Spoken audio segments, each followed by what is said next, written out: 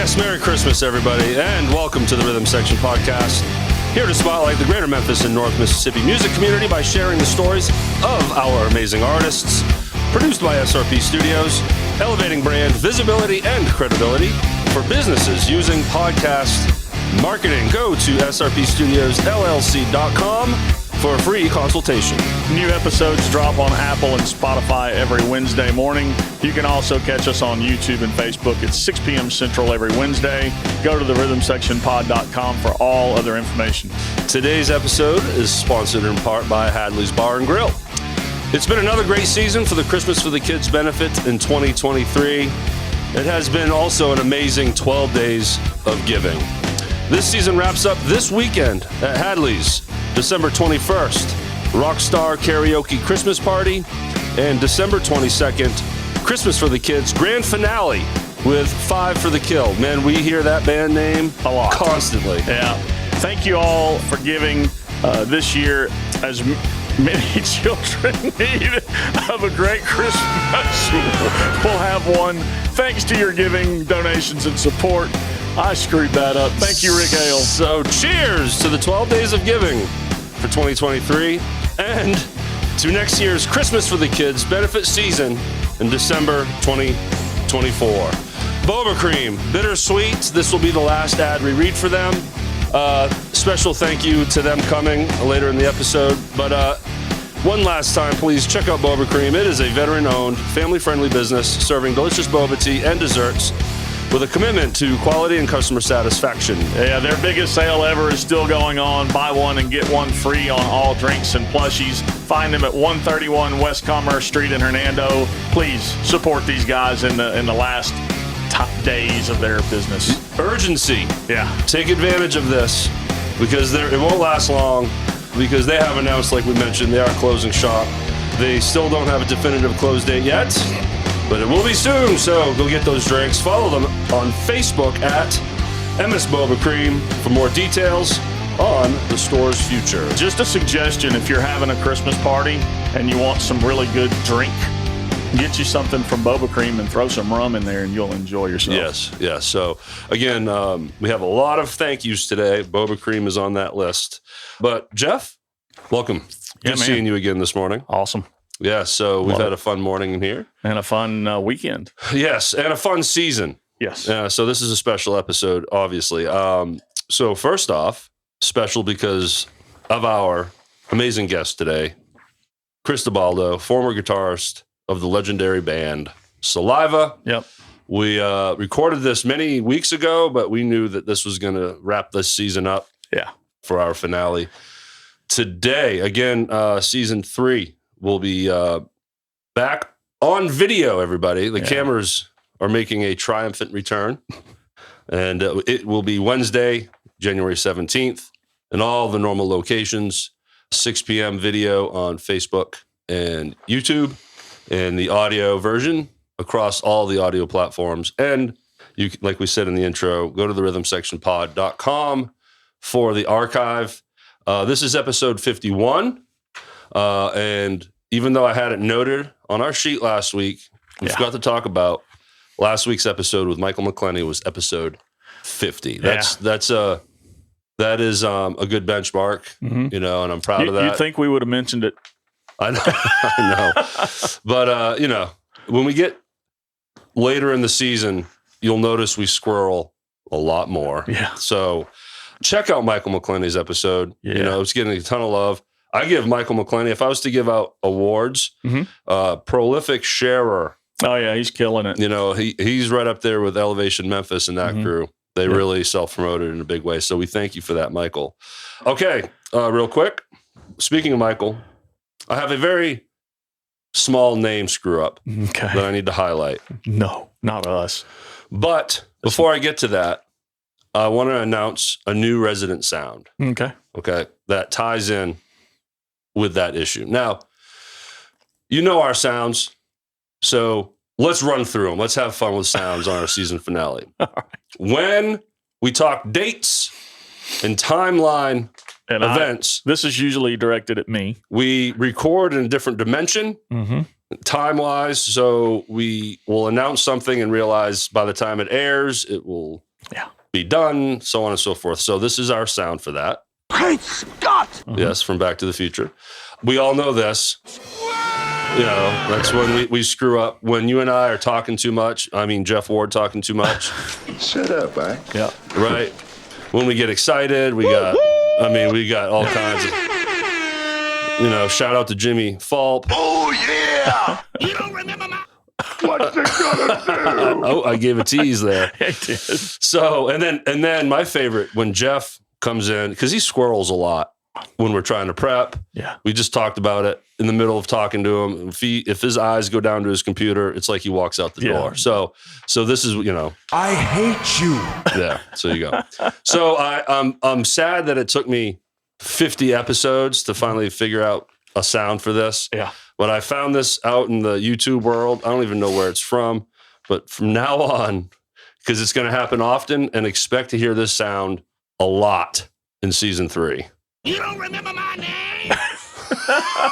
That works. So the countless names that we have screwed up in here. Yeah. Yes, well, this one's subtle, but I because of my last name, right, I really want to get pronunciations right. Understand. Right. You don't remember my name? So it's Michael McClenny. Mm-hmm. And we discussed it in the interview, pre-interview. We got it right. So when I said hello to him in our interview, I said Michael McClenny. What I said in the intro, Michael McClenny. Oh, okay. Subtle. I got you. That one's pretty subtle. It is subtle, but I just wanted You don't remember my name? an excuse for a new sound. So, Wow. Sorry, Michael. And we've decided that Seth Kirkendall is now Kirkendall. We're not going to screw his name up anymore. It's not Cooey Kendall. No. So, but that was the one I butchered. So, well, we all did. Yeah. I wish I would have sat down and tried to think of all the names, but we got Shara Lane, John Patterson. Gosh, who else? There's so many. Possum Titty. I mean, we've really screwed some names up around here. So, that's it. Thanks for, again, check out Michael's episode. Last night, we went to Pulse at the Pink Floyd tribute at Neil's. Especially, it was a special night. Josh Haynes, as he's announced, their amazing lead guitar player. And who doesn't know Josh Haynes and what he does with Area 51, 6 Feet Thunder, all these huge cover bands he's been a part of.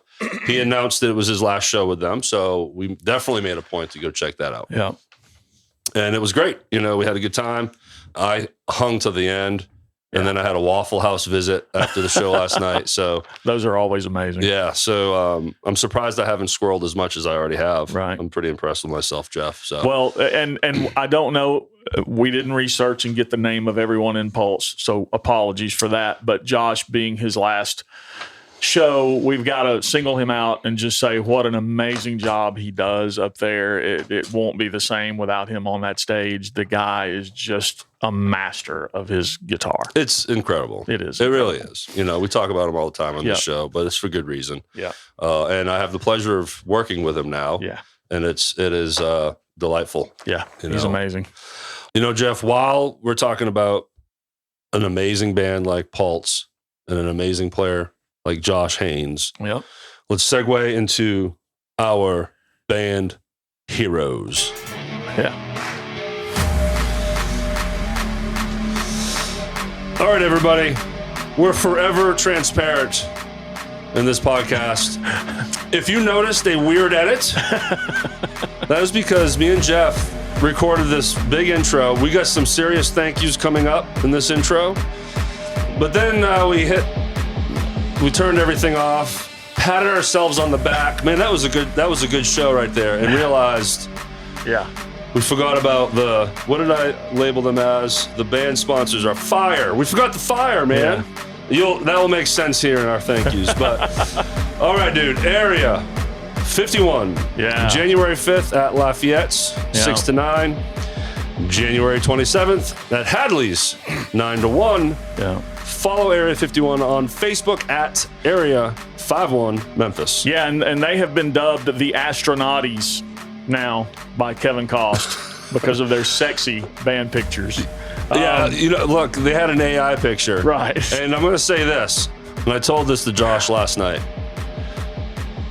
David Haynes Mustache AI. It's epic. Dude, strong. It doesn't get any better. Strong. All right, Shawn Few, his band, formerly known as, they will be ringing in the new year at the Pickwick Landing State Park. Doors open at 7. Pickwick Landing State Park Lodge. Limited tickets are available. Order on the website. friendsofpickwickpark.com. Also, formerly known as You don't remember my name? has some new residencies starting next year. This is exciting. Yeah. So the first Saturday of every month will be at Hadley's. They're a 9 o'clock start, I believe. Yep. The second Saturday of every month at Neil's. So, I mean, first half of every month, y'all. That is amazing. And then you know how Shawn rolls with his gaggle of bands. Oh, for sure. He'll be filling all those other dates fully. And speaking of his gaggle, one of his gaggles, that's a word, the Lost 45s will be playing Sunday, January 7th at Neil's. Follow Shawn on Facebook at Shawn.Few.7. Yeah, Land Divided and Jacob Turner, one of our favorite drummers ever. If you have been to a formerly known as show, you have seen Jacob and his incredible drumming. He is also a songwriter and a founding member of a band named Land Divided. That's an original band. And he is a solo artist. Search Jacob Turner's music on YouTube to hear his great music. Somehow I managed to screw up everything. Land Divided is heading to the studio this January. I can't read. Shut up, man.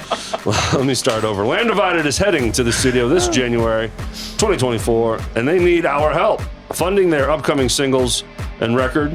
You can support them by donating to their GoFundMe page. You will find that GoFundMe link in the description area of this episode.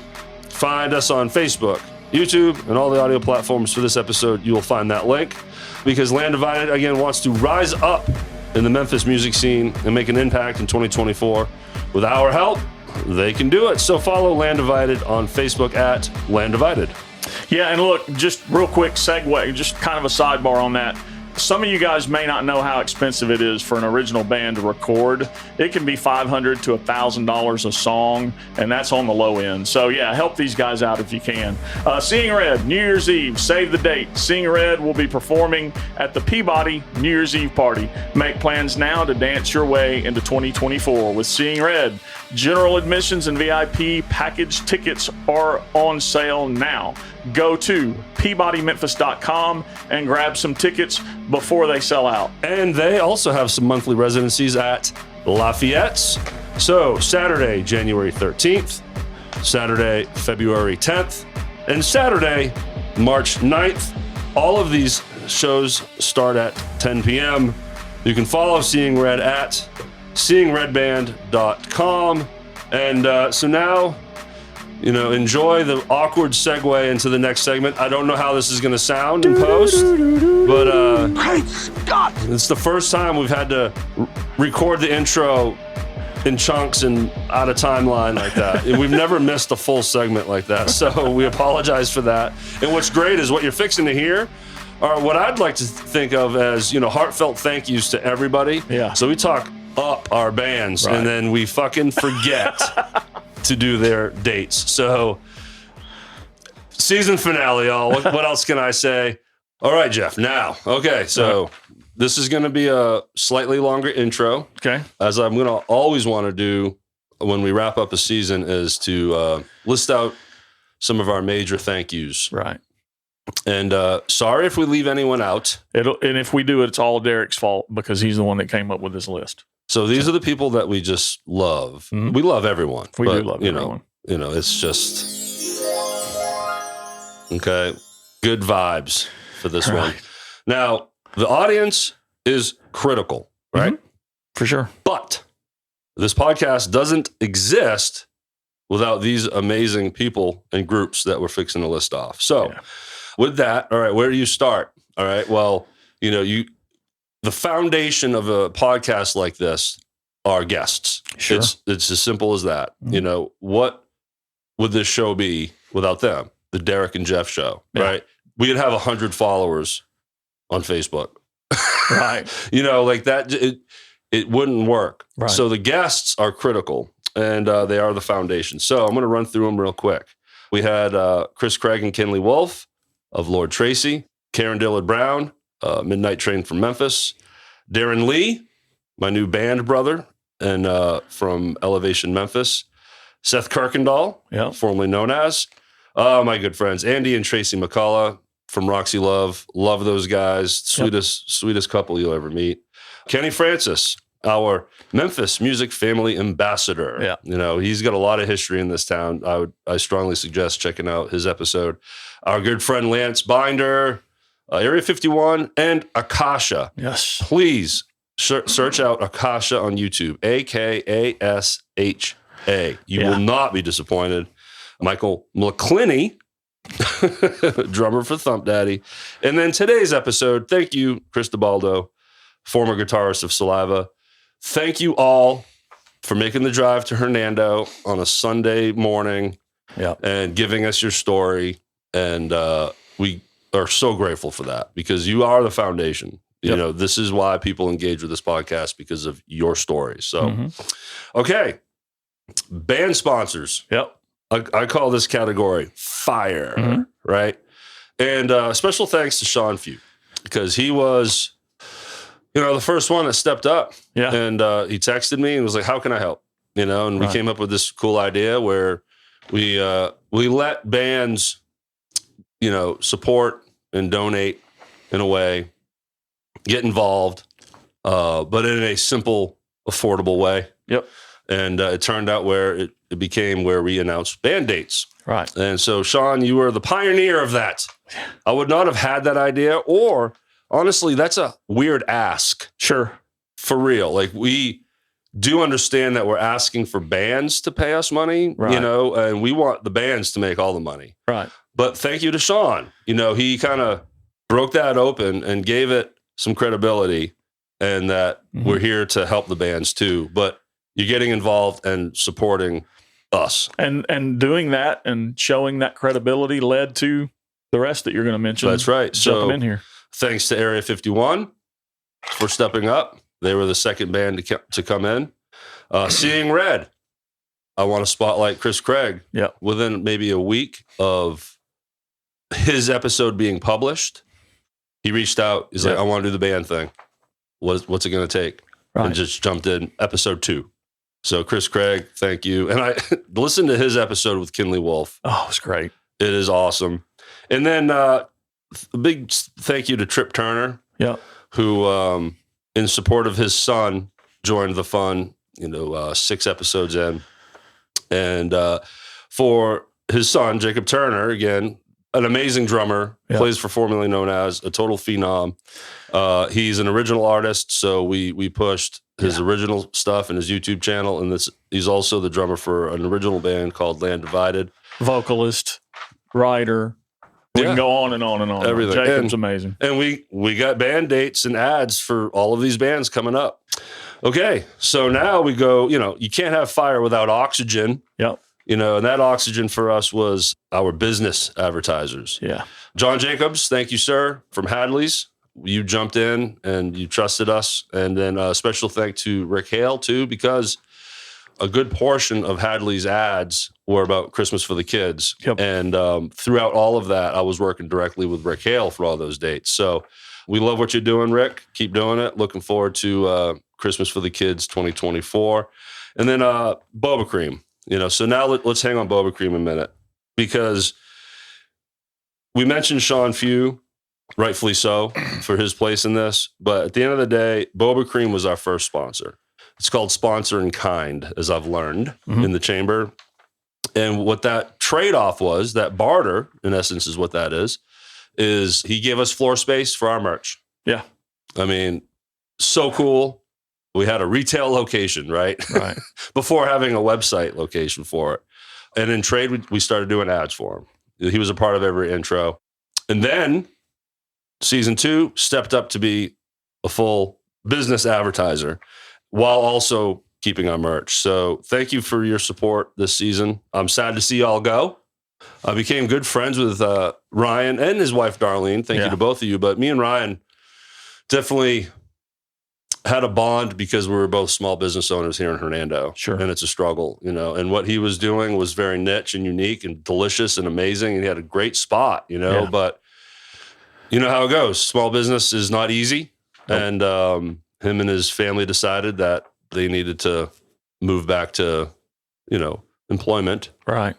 And I will miss him. Getting a steady paycheck is an important thing. Any small business owner out there, or any mid-size or big business owner, entrepreneurs, you know the struggle. Yeah. And I've certainly felt my fair share for sure. So I empathize, but I'm looking forward to seeing you again, Ryan. We got to pick up our shirts.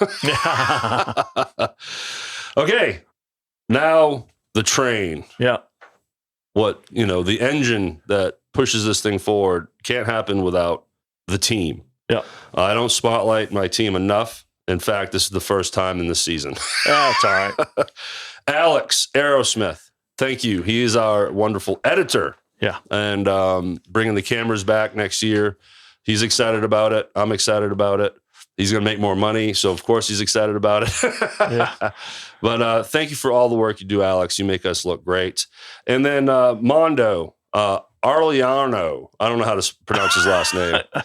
He's no longer on my team. Oh, yeah. Oh, no. Wrong one. I forgot. Dude. You don't remember my name? I'm telling you, you're going to hear a lot of that sound.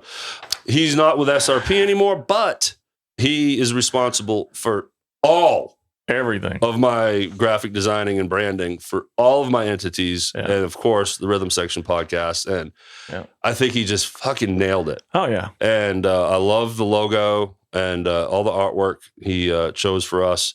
And I don't think I'm ever going to change the branding. I'll change and tweak the looks of our thumbnails and different, but I don't ever see our logo ever changing. So therefore, Mondo, I know you're not listening.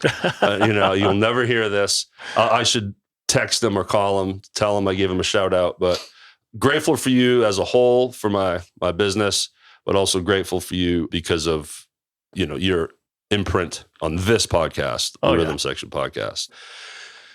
And then last but not least, well, no. This is not last but not least. We still have the audience. But before I jump to the audience, my brother, Mr. Jeff Ward, thank you for doing what you do, man. Jeff shows up every Sunday, squirrels, but your commitment has been awesome. Yeah. I've enjoyed this. I can't do it without you. Again, the dynamic of what makes this show, it wouldn't be the same if it's just Derek and guests. Understood. You and I can't do an intro like this by myself. It's not as fun. It's just not as good. So it's having a co-host and then having that co-host be as committed as you is a pleasure. And thank you, sir. Thank you, man. It's been a lot of fun. I'm looking forward to next season and beyond.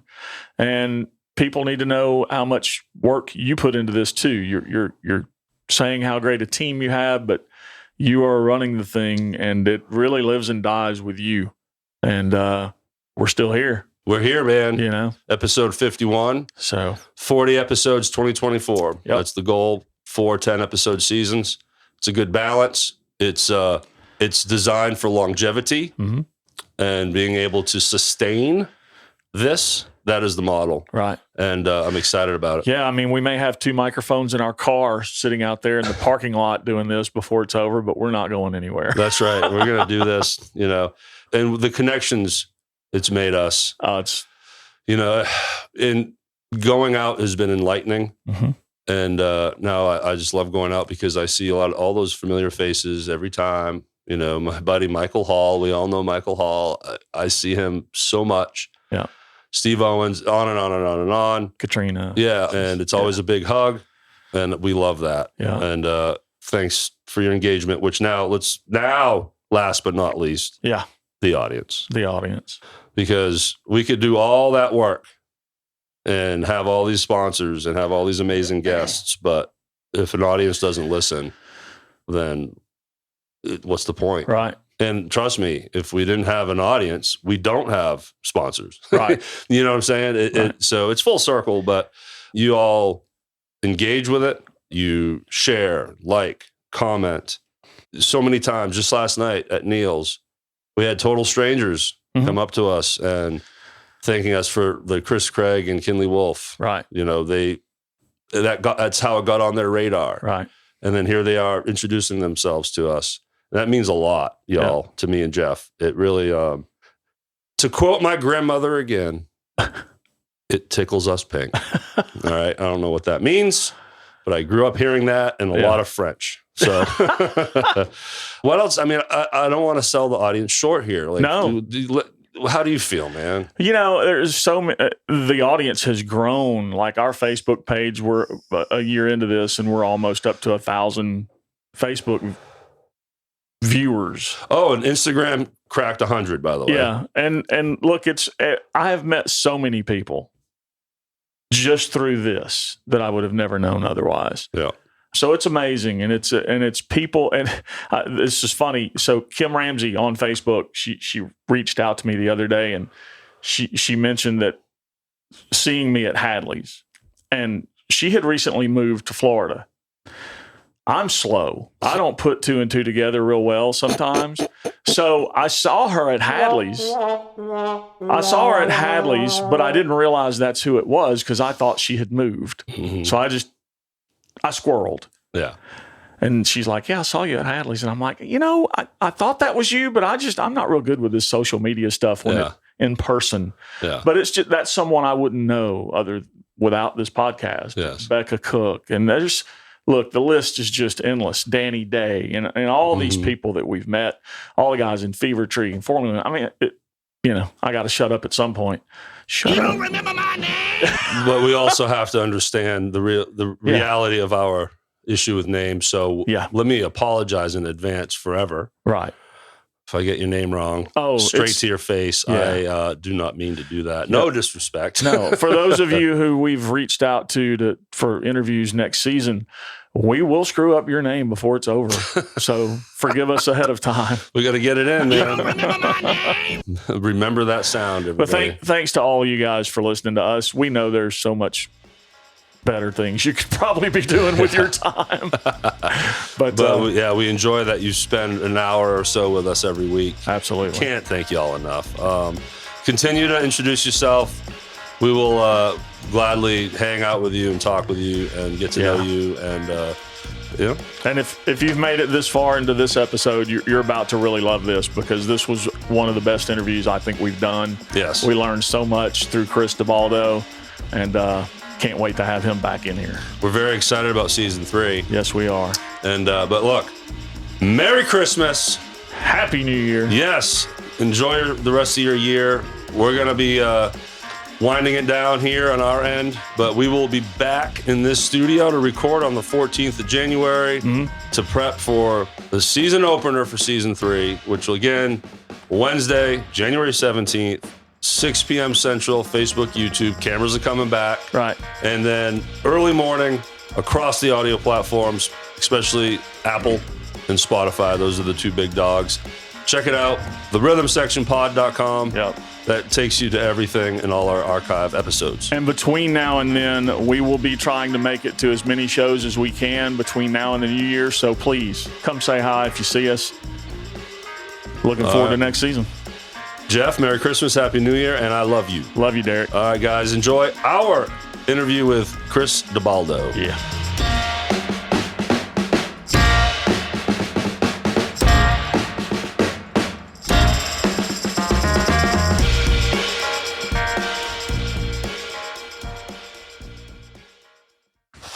I saw the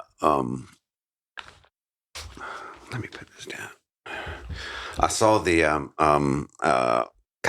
Flexor one. Oh yeah. Cool. Yeah. I saw the one with Flexor and Flexor. I watched all that and it was awesome, man. Yeah, I was like, God, dude. Yeah. That's like I want to do that. That was another fun one because we got to talk about his old bands and all the things he did. So that was a hoot. Yeah. Y'all hear me okay? Huh? Y'all hear me okay? Yeah. You're gonna have to wear those during the interview so that you can hear because there's some other things that kind of go on. I have some ridiculous sounds that I like to play. All right. Yeah. Like if and typically it's me. If one of us space out and just have a moment. we squirrel. So you're going to hear that. You're going to hear things like that. All right. Sweet. When I look at Jeff. So sexy. Shit like that. So. I love that. But, when it's time to publish your episode, then he and I will, as we do with each episode, we do an intro, just him and I back and forth, and then set up the interview. Yeah. So then we can talk about, hey, so today's interview is Chris DaBaldo.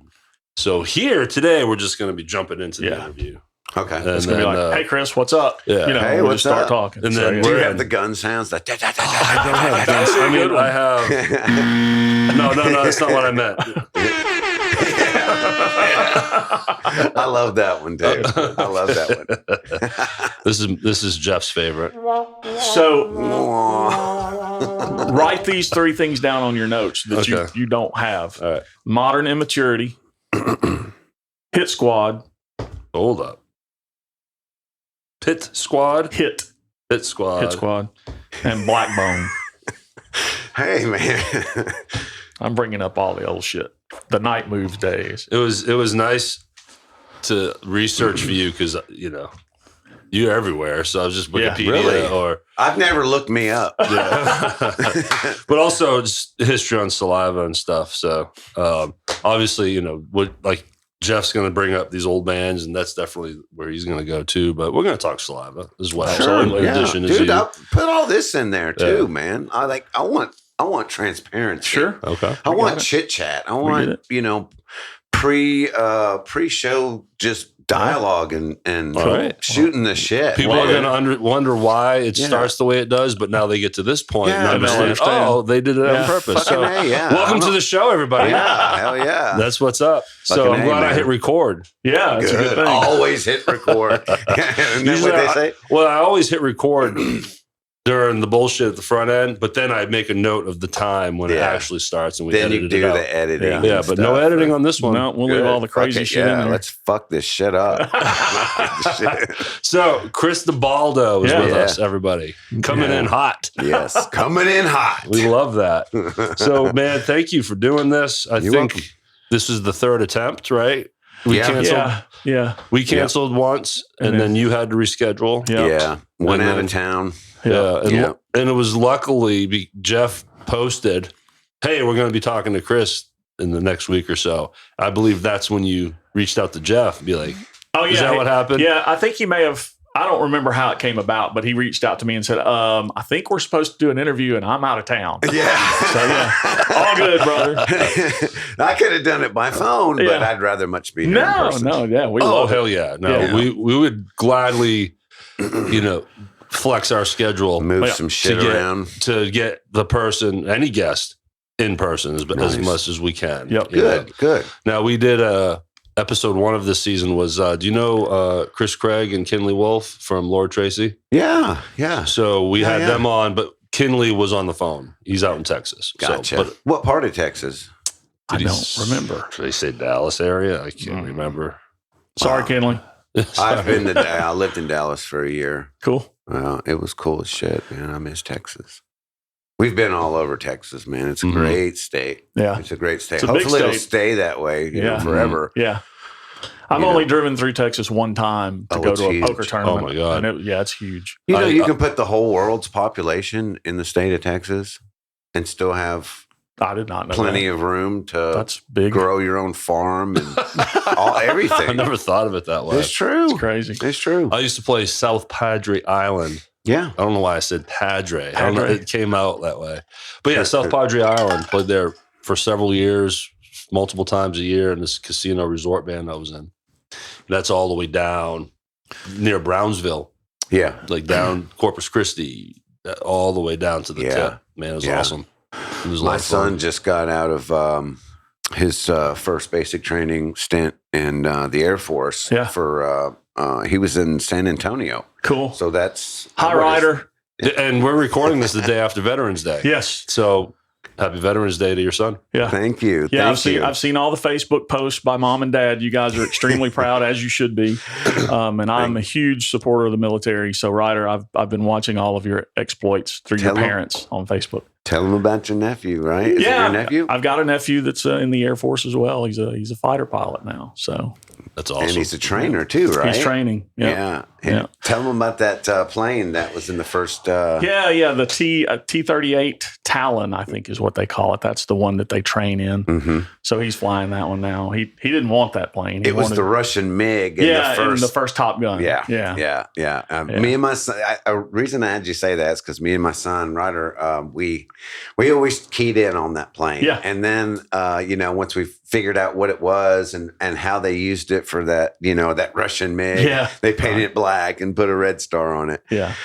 We always, me and my son were like, man, we really like that plane. Yeah. They still use them. Yep. Oh, they do. Yeah. Oh, hell yeah. Absolutely. So, Jeff, are you a savant with planes like you are cars? I can't say that I'm a savant. Well, you're holding up. I know a little bit about them. I've always been fascinated by this guy airplanes. can look at a car. Oh, let's just say a Chevelle. He drove a Vet here today. We're kindred spirits. Yeah, but okay, well then I'll let you guys jive on that too. But one time last year, me and Jeff were recording, or earlier this year, and there was a little car show. Yeah, here in Hernando around the square. Let's go for a walk. We had some time, awesome. So we're walking around, and Rain Man over here. Let's just say it was a Chevelle. What's a strong year for a Chevelle? Just throw a number, please. 70. All right, so it's a 70 Chevelle, and he's like, "That's a limited series because the back window is this shape and it's got this kind of carburetor," and he's just going off right down to battery cables, dude. You don't listen to me about this podcast. It's pretty easy to tune you out, dude. It takes a lot of.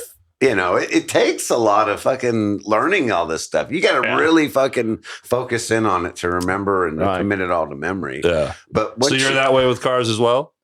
Or planes or planes? I can do planes. Yeah. I can do military jets and planes and all that stuff. And, we could talk. My son is the same way too. But I grew up in Navy. I was a Navy brat. Okay. So I grew up in Pensacola, Florida, which is Blue Angels. Yeah, massive bases everywhere, a bunch of bases. Yeah. And then I grew up in Millington. Yeah. So there was, another Navy base, huge Navy base before the Clintons came along. Just all types of planes. Right. Always flying above you all the time. Yeah. I went to several air shows in Millington back when it was the Navy base. I still go there to this day. Yeah. So landing in Millington in your life, is that now where you stay, and that's your connection to Memphis? And have you been in the Memphis area ever since then? When I was 13, my dad lived here, and he was retired Navy, and then he started working for the Postal Service at the Bulk Mail Center downtown or somewhere. He got a double wide trailer. It was built like a house. It looked like a house. Mm-hmm. You couldn't tell it was. Did it have like a big front porch that was added to it? Yeah. Front porch, back porch, driveway, the whole schmear. Front yard, backyard, like 2 acres in the backyard. And that was out in Drummond's. That was out in fucking Quito, Tipton County, bro. So that's where I come from. Right? So what's up? Props to Tipton County. They know me out there. I've been all over. I started off in Tipton County. Went to, I don't know. There's going to be somebody out here who knows what I'm talking about. Old Ellis, Munford Ellis. I was there the last year or two before they shut down their doors. It's an old Munford High School. It's I guess it's a middle school or pre-high school or whatever. Then they shut that down. Then I went to Munford. Went to Munford High School for a couple of years. Had a bunch of friends out there. They're wild as fuck out there, man. Right. I mean, we're all wild as fuck in the South to begin with, but them motherfuckers, man. There's only 3 things to do. I can cuss, right? Oh, hell go yeah. for it. Okay, cool. Go for it. There's only 3 things to do out there in the deep fucking woods, man. That's fight, fuck, and hot rod. You know, I mean, you really think about it. That's what that's what there is to do. You know, you're going to know how to fight. You're going to learn how to fight whether you want to or not. Sure. Oh yeah. You're going to know how to fucking hot rod because you're going to have some Spicoli type dude or McConaughey guy. All right. You know, you're going to have that guy out there running around. You're going to grow up around that dude going, yeah, man, you know, let's go burn a joint. Well, look, then you have the guys that are the muscle, right? Yeah. The Ophie guys, right? Yeah. And then you get the drug guy. Yeah. I think, you know, I'm just going off They're the all movie. drug guys. But Dazed and Confused is what I'm pulling from because you have all these different characters. That was my next stop. That was that was Munford and that was Millington as well. Gotcha. Yeah. So I went from Munford to Millington. What year? What years are we talking?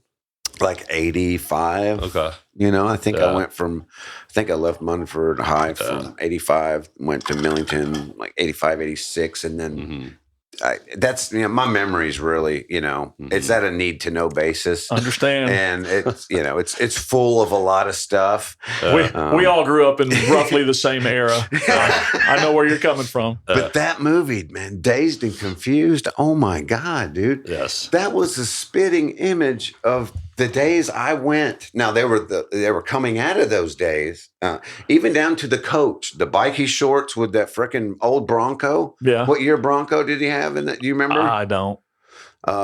Randall Pink Floyd. Yeah. You know that guy? Dude, same Pink coaches. Yeah. Everybody. They had all that shit, you know, man. Ben Affleck, early movie for him as well. Yeah. Matthew McConaughey, Ben Affleck. Yeah. The character Ben Affleck played in that. Those are the guys I grew up with in Munford in the deep. Yeah, he was a woods, bully. He was one of the bullies. He was an insecure bully. Yeah. Which all of them are. Yeah. He picks on kids, you know, he picks on people that look different than him. You know, he's got a deep-seated anger, you know, and he takes it out on his car, you know, he's always like just tearing it up. But he has friends, you know, they do laugh at him behind his back, but he's their friend. So, you know, he's a football player. This is such an in-depth look at someone's high school career. Yeah, it was just like that. So then I went to Millington. I graduated from Millington in 89. Then from there, I went to Germantown, lived there for a while, and then all throughout Memphis and different states. So let's bridge to music. Yeah. What does now your start look like in the music world as a kid, learning? You know, when did that all start for you? It started in Tipton County. You know, it started as soon as I got out there. That's one thing. That's why I talk about T County so much. And this is back in like 85, you said, around that time? 81. Okay. No, I moved to T County in 81. Okay. So then you just started playing guitar? Was there a reason that sparked that? Yeah, Randy Rhoads. Uh-huh. Yeah, Ozzy Osbourne and Randy Rhoads. Fucking REO Speedwagon, even Foreigner. Oh my God. You know, just that whole era. I mean, yeah, you came in. What an iconic era. You know, because you've been listening to all that 70s stuff by this point. That's been in your life, and then now you're jumping into the 80s, which is going to bring a whole lot of amazing stuff. Yeah, right? Absolutely. But there's only one catalyst that really pushed that made the difference of saying, yeah, I like guitar, to making me say, oh, I need to learn how to do that. And that was Randy Rhoads. Yep. Gotcha. Well, there you go. And I know Flexer will agree with that too. Yeah. Shout out to David Flexer. David Flexer. Yeah. Were we talking about him after I hit the record button? I think so. I can't remember when. I can't either. Probably You're supposed to write the time down. Oh yeah. Hey, if you make a sound request, I got you back. Yeah, good. We can we have need fun to get with those sounds. gunshots. Yeah. You need I need gunshot. You're right. Yeah. So the first band that I am aware of you being in was Modern Immaturity. Yeah. Now is that the first band you were in, or was there something before that I'm unaware of? I want to break in here. Okay. because this is the transparent episode. I'm going to let you talk for a minute because I got to piss. Okay. I don't want the next 90 minutes to be ruined because I got to pee. Do you mind? Would you mind as you get up, hand me that little blue cup right there with the coffee in it? Sure. Thank you. I love keeping all this. It's great. Oh, careful. So, thank you. Sir. Dude, this can't nobody say this ain't real, right? No, for sure. There's no edit. We're not editing any of this fuck out. that, man. I want it all, bro. Yeah. By the way, how much time do we have? So I can kind of. We typically do an hour to an hour and a half. Okay. But yeah, hey, whatever. Fucking let it roll. I don't got nowhere to be. No, me either. All right. So the first band technically was a band called Thrash. Okay. Now that was my first. That was our first band. It was the same guys, most of the same guys that were in Modern Immaturity. Okay. It was Blaine McGee. I think it was Guy Patterson, myself, and that's really all I can remember. I want to say maybe Will was in there, but I really can't remember because that was like, I was like 16 or some Sure. or 15 or 14. I don't remember. Okay. So yeah, we did that, and that was just us trying to play. We were playing a bunch of Metallica songs and that stuff. Just finding your way. Yeah, finding our way. And then after that, we just changed names and started a more serious band, which was Modern Immaturity, and came up with the name Modern Immaturity because of a Garbage Pail Kid sticker. Oh, card cool! Or whatever. Did not know that. There's a magazine. There's a magazine out still today. It's called Modern Maturity. Okay. Right. It's some kind of society magazine or something. I don't even know.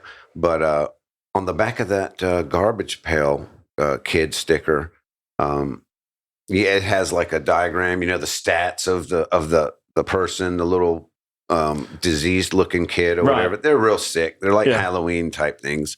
And it's just kind of got a goofy, disgusting comic thing to those Garbage Pail Kids. Sure. And it said his favorite magazine was Modern Immaturity. Right. So we're like, whoa, I like that. Yeah. So that was where the name began, and that kind of correlated with all of our mindsets, during that time of our life. Yeah. We're way into metal. We weren't above slinging dead animals around the school before the day, the day before it opens, and all this crazy shit, man. We just, we were just stupid, and we had a sick sense of humor. Sure. But that showed through in your stage show. Yeah. Because I remember, man, you see bands when you're younger and you don't remember them all. You'd remember Modern Immaturity because thank you. I remember the heads of the dolls on the spikes. Mm-hmm. Okay, now...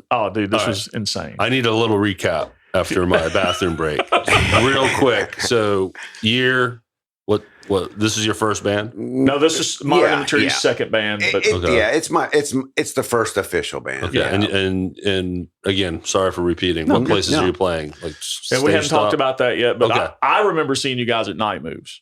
That was. I don't think I ever saw you at Stage Stop or any of the other places, but I remember we never played Moves. Stage Stop. Okay. Okay. No. So, baby doll heads. Is that so? Let's stop mannequin there. heads. Mannequin heads. Like I said, it goes back. We weren't above fucking picking up dead animals out in Shelby Forest and hauling them back to our local high school the day before they open, for the season, and slinging them all over the place and cramming them in door handles. I mean, some really sick, stupid, twisted shit, right? But that was us. Sure. Man. We did that. Yeah. You guys fucking did that. You went a little beyond Dazed and Confused. Oh, yeah. We took Dazed and Confused and fucked it in the ass, man. That's a whole nother level.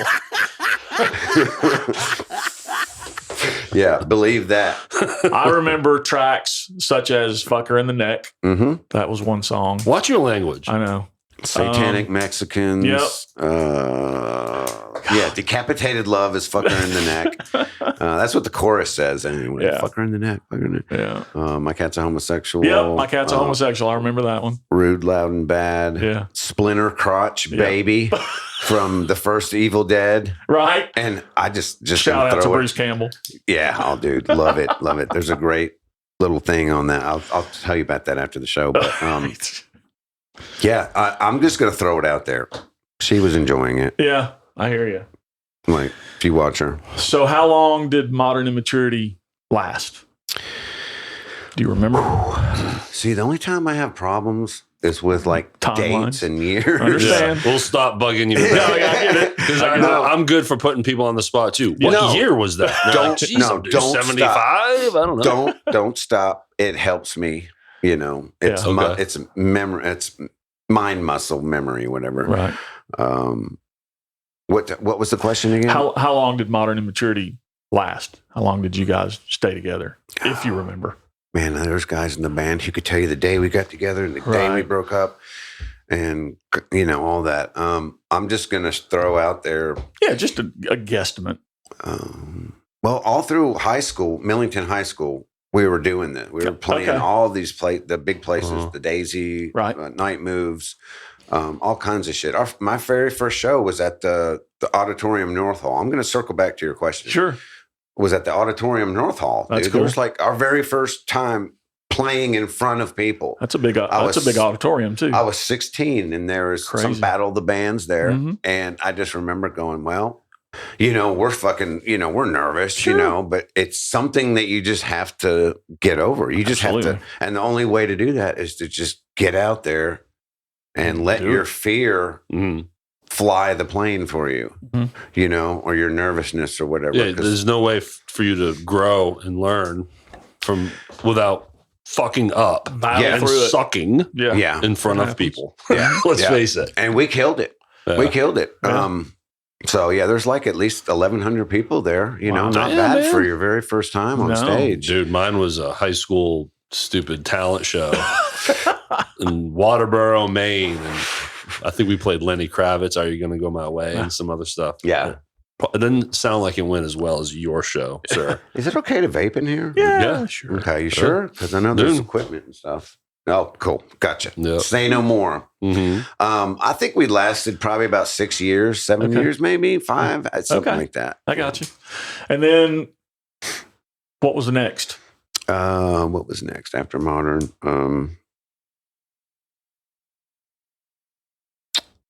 I need the Jeopardy soundbite. Yeah, you do need that. I would say probably putting him on the spot. You stop doing this to him. I love the spot. I think it was Hit Squad. Okay, if I'm not mistaken. I think that's it, but I don't know. There may have been something in there that I missed. But and boy, to me that was a totally different sound and just a completely different project. It was way more mainstream, more commercial sounding. Yeah, it was right before. It was like the Ugly Kid Joe era. Yep. You know. Yep. Dude, I used to listen to that. Yeah, that big album they had. Mm-hmm. Everything About You. You know, what's the? Yeah. I Hate Everything About You. Yeah. So it was that era. You know, you had a little bit of cowboy boots on. Yep. And you had, maybe a little bit of flannel going on. So. Who do you remember all the names of the people in that band? Because I don't. I remember you and I remember Cass. Yeah. And I don't remember the rest of them. Cates, which is still performing nowadays. You can just look him up. Out in Vegas. Yeah, he's out in Vegas. He's got his own freaking, what do you call it? Tenure or... residency. Yeah. Thank you. He's got his own thing doing out there. He's had a long career. He looks great. He's always, he's always cascades, man. He was very charismatic. Yeah. I mean, he's a front man. Yeah. And he did really well at it. Absolutely. You need that personality. Yep. Yeah. And that's what made him so great, man. He's never pulled any punches. He's always been Cass. Right. Never did anything stupid or said anything stupid to me or anybody that I know of. Are you missing some names? Did you catch all of them? Thank you. We learned early on. You try not to leave people out because it's a bummer when you do. Now, Brian was the bass player. Okay. Andy Rentmore was the drummer. Okay. And Craig Bateman was the guitar player. I remember that name. Yeah. Craig Bateman. Okay. Killer guitar player, man. Yeah. Oh, my God. Okay. Brian's a doctor now. Andy is my buddy. We're still in touch. You know, we hang out. We went to the mountain thing out of town in Huntsville together. Okay. Cool. So I remember seeing you guys at the Daisy. Did we have all the big ramps and everything? Yes. We made that shit ourselves. Yeah, you had all that. And there was a segment of the show where basically all the other musicians in the audience came up and sang with you guys. And just, it was a big jam. Yeah. And I had no business up there, but by damn, I ran up there and I sang. Yeah. That doesn't surprise me one. Yeah.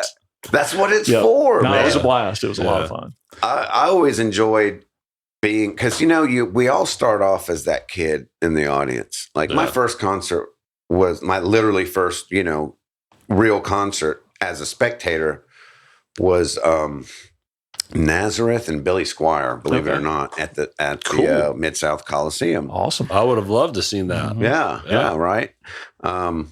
It was just ever since then, and then all the other concerts after that, and at the Mid-South Coliseum and all those days, you steadily, as the years go by, you get closer and closer to the stage. I'm going to get front row this year. I'm going to get second row.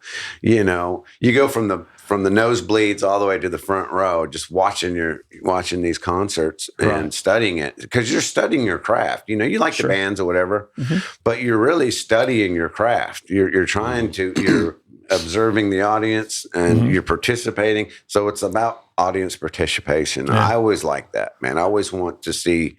That's why I always had such a connection with the fans, like Saliva fans, is I pay attention to those people in the front, or not even necessarily just the front, but in the crowd right there, from the front to the back.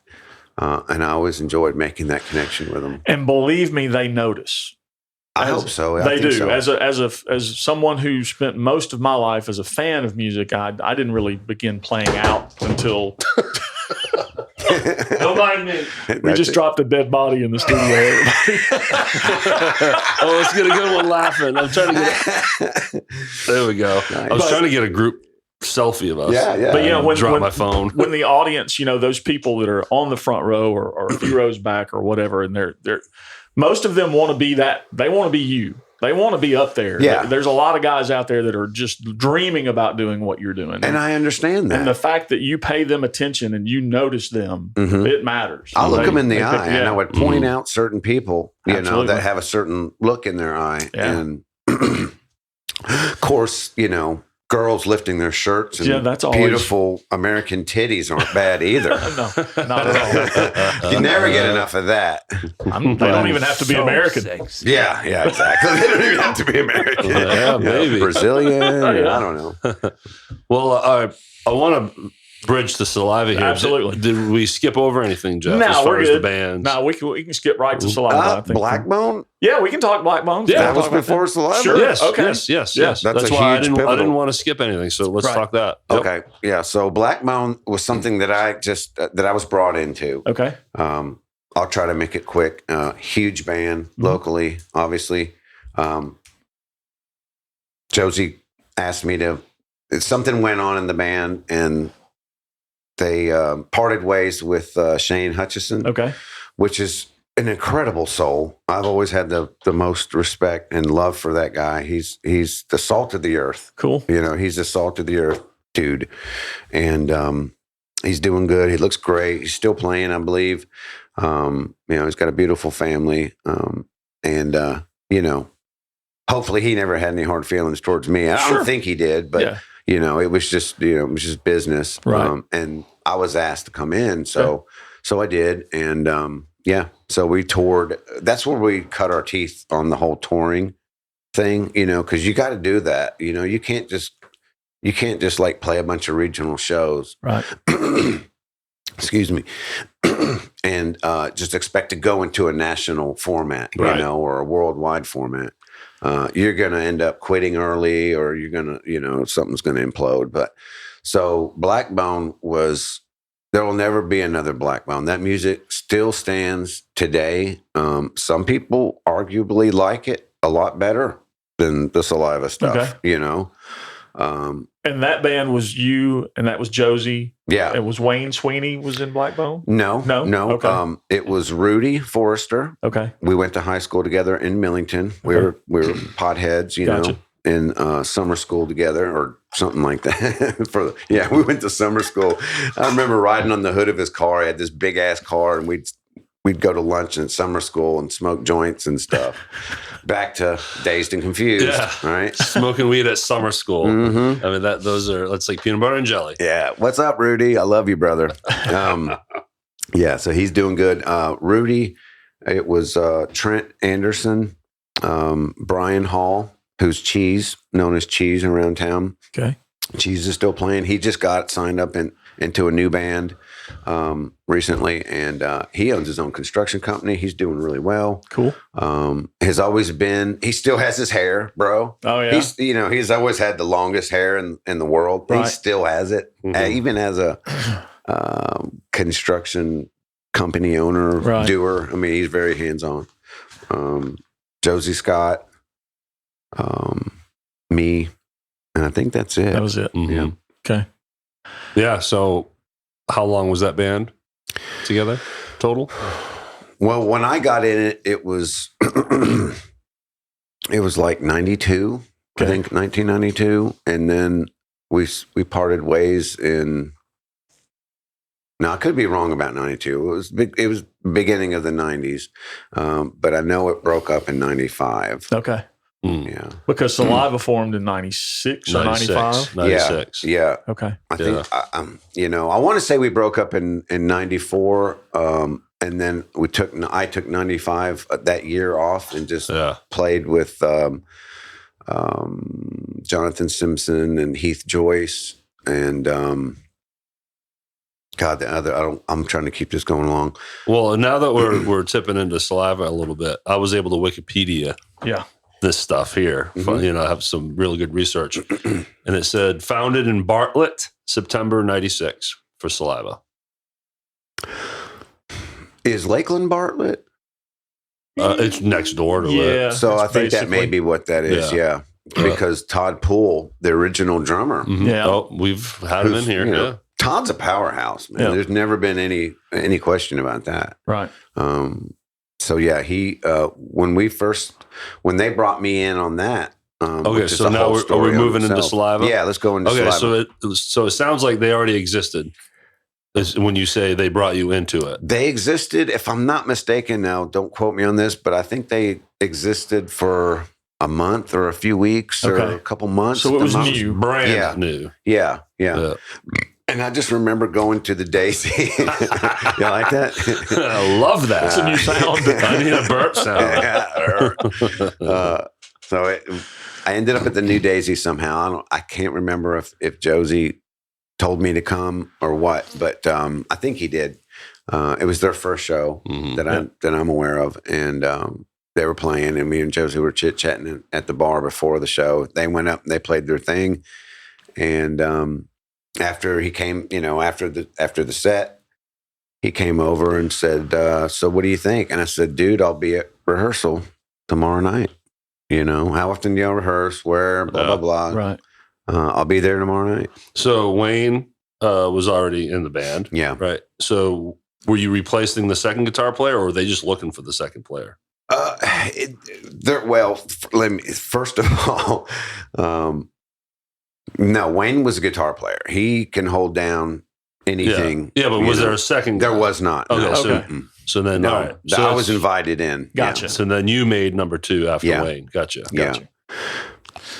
Okay. Well, for me, full disclosure, Saliva, I didn't even discover Saliva until long after you guys had your heyday. Really? I got married in 1993. Okay. And we had our daughter in 1995. Okay.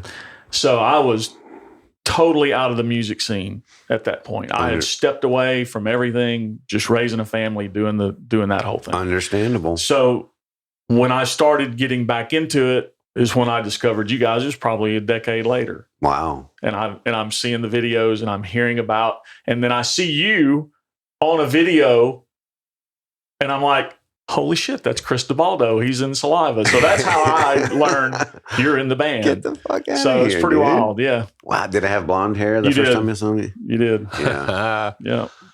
But it was, that's, and of course, now I'm fully aware of who that's Saliva got to is. be a trip. It was a trip. To go through what you just described, man. It Because, was. you're so into this and you're like, you have all these friends and stuff. Right. And then the one little section that you like took a break from. Right. A lot of things happened. A lot of things happened. We missed a lot of stuff, man. We missed, we were on the road for forever, right, and continuously. So I mean, it was a full-time fucking job, and then some. Oh yeah. So we missed a lot of bands. We missed deaths. We missed marriages. So first album, Saliva, self-titled, 97, and so it's not very long after you joined the band that you guys are writing, and then next thing you know, you're in the studio. Yeah. So I go to practice that very first time, the day after that show at the Daisy, and jump in. I immediately learned the stuff that they've already come up with, and then wrote more stuff with them to make a new set of songs also. I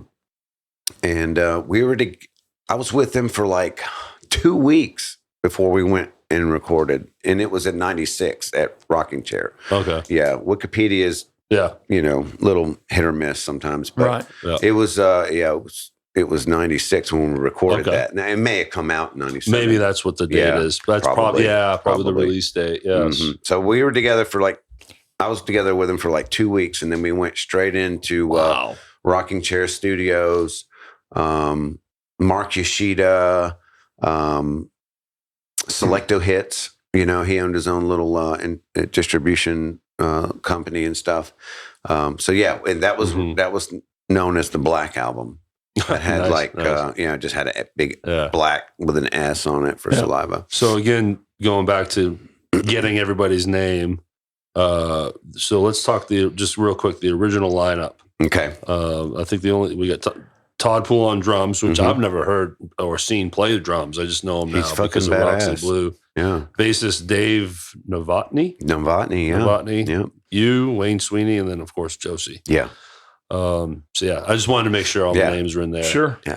There they are, guys. Yeah. Rest in peace, Wayne. Unfortunately, we lost him. Yeah. And, I definitely would like to get more into detail on that. Okay. If you want to go there. Sure, man. Dude, I'm an open book. You can ask me anything. I don't give a flying shit. I'll make a note so we can circle back. Yeah. But so what's that first recording session? What's that whole experience like for y'all?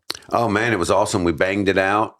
It was like, when you come into something in your life and just, it's like all the doors open, that's when you're onto something that's meant to be. Yes. It was like that. Everything about Saliva was like that. There's door after, and it was the chemistry, it was the lineup. It is what it is. Right. I mean, we went all the way to the top of major competitions and everything. Maybe one day I'll write a book because there's so many crazy, insane, once in a lifetime stories. That happened around that band. Sure.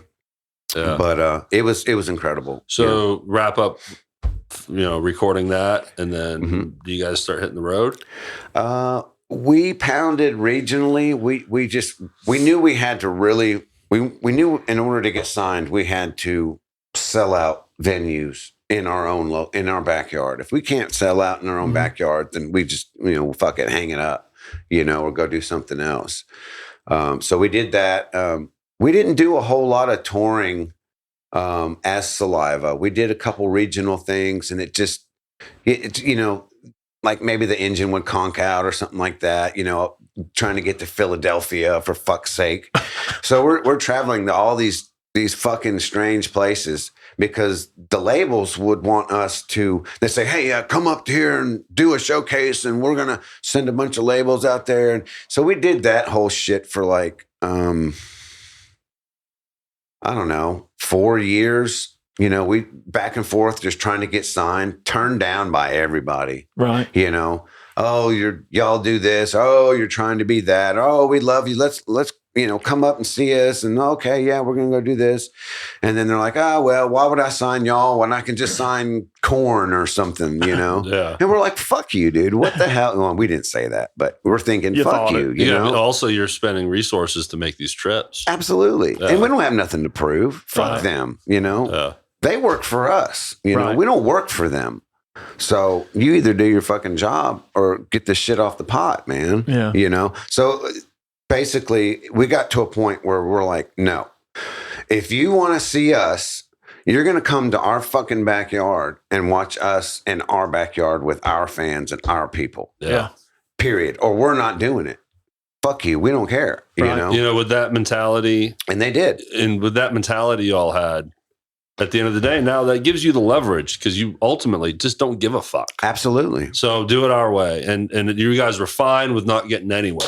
Yeah, absolutely. Yeah, so that really puts you in the driver's seat. And it's a win-win because if they come see Saliva or like Blackbone or something, you know what I'm talking about. Right. They come see you in your hometown, in your backyard. Right. They're going to get the real show. They're going to get the shit. They're going to get the whole fucking package, the movie. Right. You know, like Leo Cohen was just to say, show me the movie, you know, just show me the fucking movie. And that's what we would do in our own town of Memphis. So what was that first deal? So when we did that, we started doing, playing it that way. Fucking Island Def Jam, Leo Cohen, who's a legend in himself. It's in the whole entire music industry, the name Leo Cohen, the tall Israeli. Got a really deep voice, talks like this. Show me the movie. Josie, show me the movie. But he's a great guy, man. He's fucking, he's still working. Dude, he signs all these rap bands and stuff. Like the biggest rap names you can name, he's behind it. Yeah. Right. He's the only white guy that's even invited into those freaking, rap business meetings and stuff like that. Where did you guys play for him to come and see you? We did, they sent some emissaries and some A&R guys down to Memphis. We did some big shows at the Daisy. Okay.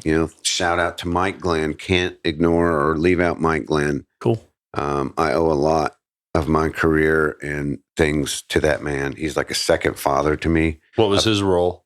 He was the owner of the Daisy. Okay. Yeah, and he was he's the godfather, That's the guy, you kiss his ring. Yeah. If you want to break it out of Memphis, it's just the way it was. Yeah. I've known him. I've been playing and going to his venue, the Daisy, since I was 15. And he's always been like a father to me. Was it a situation where once it was known you had his respect that rose your credibility? It's, not really. It's always, it's a very mafia-like relationship. It's a very like a second father. Like he can cuss me out and I won't take it personally, because that's just hit the way our dichotomy is. And better than to cuss him out.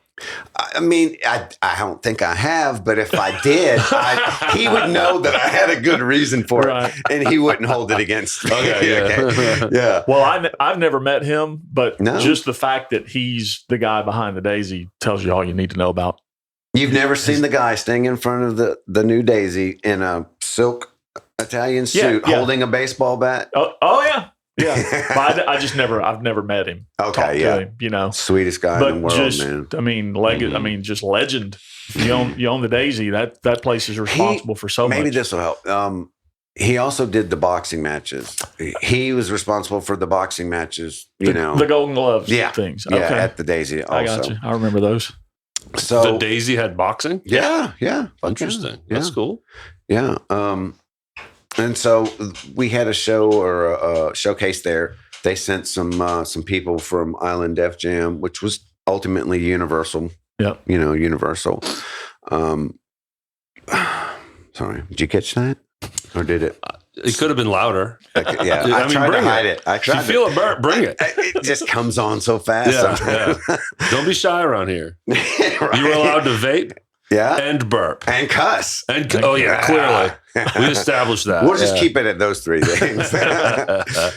So yeah, they sent a person down. They liked what they saw and what they heard. Took it back to New York, Manhattan, where they're based out of. And then you climb the ladder. Then once that word goes back, then it's like test one. Mm. You're on the first ground floor. And then if you pass that floor, you go up to the second floor, and just metaphorically, speaking, then you go to another test, and then you do another show, and they send somebody above that last person to come. And if you pass that test, then it gets to Leor, and then you go to New York and play for them. Yeah, but this time, you're not going into a situation that's just kind of fly by the seat. Oh, it was very fly by the seat. But they know who you are. I guess, those earlier stories was like, why do we need to sign you? And you guys are wasting time. Right. Yeah. Now it's way more deliberate. Yeah. There's no investment, in those earlier things, but now there's an investment because they're sending. Well, by the time they've sent 3 or 4 people down to see you, it's legit. Yeah. Yeah. They're on to something. Yeah. There's blood in the water for sure. So what was that first New York visit? Oh, God. It was a showcase just for the label. You have Jim Capero, who was the CEO at the time. Leor was right under him. Jim Capero was an amazing guy.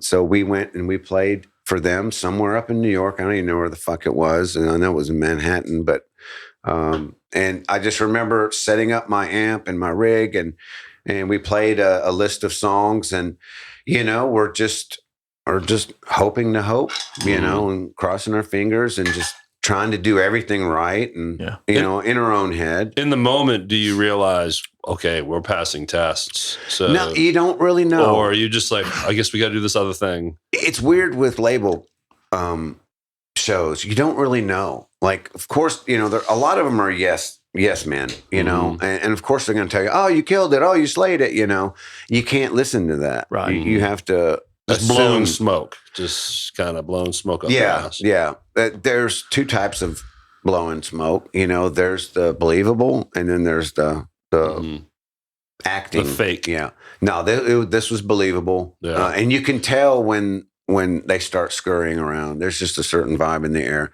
But we didn't know. We were just trying to give them. We weren't just trying to. You're not trying to just hold your part, your instrument, your contribution to the band or whatever. You're not just trying to hold that down and make it right and as good as you can, but you're also trying to project the energy of the marketing, the money-making aspect of a product. Yeah. Which is very hard to do. Now you're a commodity. Yeah. It's a product. And I was going to ask that question. So when you're playing for these guys, is it just a handful of people there watching you? Or is it a full, It was the whole label. Okay. Like they bring in but there's no outside audience. No. So that chemistry that you can feel with your audience is not there because those people aren't there. Exactly. And it's got to be difficult to project that chemistry and that energy. It is. And while knowing you're being judged. It's almost impossible. Yeah. Almost impossible. That's why a lot of it is up here. It's mental. Sure. You have to get out of that. And we wouldn't have been able to do that. I wouldn't have been able to do that had we not been through so many industry showcases where it was just real generic, and real stale like that. Because you don't have no kids in the front row driving you on. Because that's the energy. That's we always love doing small shows, where you can reach down and literally shake the hand. Got that connection. Oh, it's fucking. That's where the energy comes from. And then versus a room full of industry people in suits and whatever, different formats of the company, but they were all there. They bring the whole. They brought the whole schmear. How many songs did you play? Maybe like 5 or something. So it's like 3 or 5. That's a real showcase. Yeah. How'd it go? How did y'all feel when you left the stage? I mean, was it like, hey, we just killed that shit. We know that, it was great, or was it, I'm glad you asked that, because at first I would have said, oh, we felt great. But then I really think about it. I'm like, we didn't give a fuck. Yeah.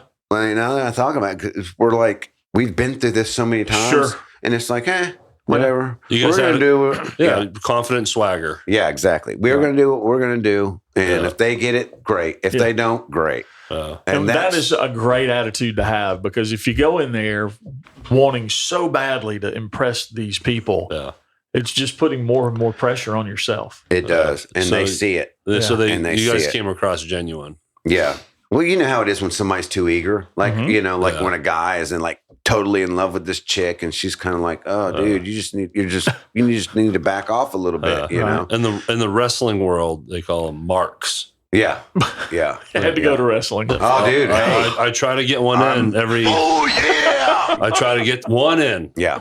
Yeah. Dude, we're WWE's fucking band, man. Saliva's WWE's band.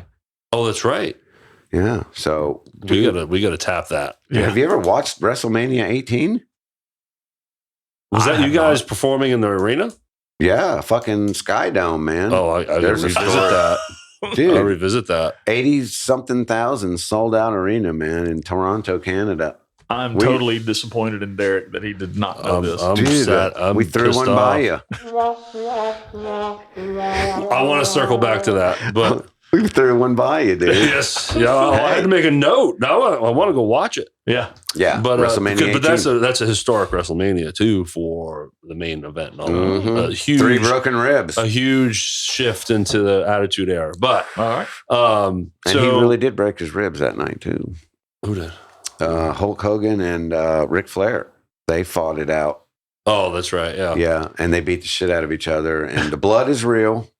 Okay, anybody wondering out there, is that real? It's real. Oh no, they blade. Yeah, they strategically hide it, but if you see the guy rolling on the mat on the floor and his head's kind of under the fence and everything, he's digging himself, as they call it. He's got a little blade in their wrists, their wrist wrap, because the head bleeds. Yeah, so much. they just. If you see the old school wrestlers, the forehead looks like roast beef, man. Yeah, it's gross as fuck. It's awful. Anyways, so you guys get signed. How quickly did that happen after that showcase? Man, we had great management. Brian Coleman, he only had 3 fucking bands, and those 3 bands were Saliva, Default, and Nickelback. So and dude, it happened so naturally because he saw us one time at a Crossroads, big show that Memphis used to have all the time, and the guy I had working from my school, the guy I had working selling T-shirts, he walks up to him and gives him a card and said, "Hey, have your boys call me," because he was selling Saliva shirts, right? Mm-hmm. And he gave me the card after the show, and it says Brian Coleman on the back, Tapco Entertainment. They're out in L.A. They did Cinderella, all the big 80s bands and stuff like that. So we had him as a manager. We had Zumwalt as a lawyer in Nashville. I've heard that name many times. Mm-hmm. Yep. Kent Marcus was our guy through that establishment.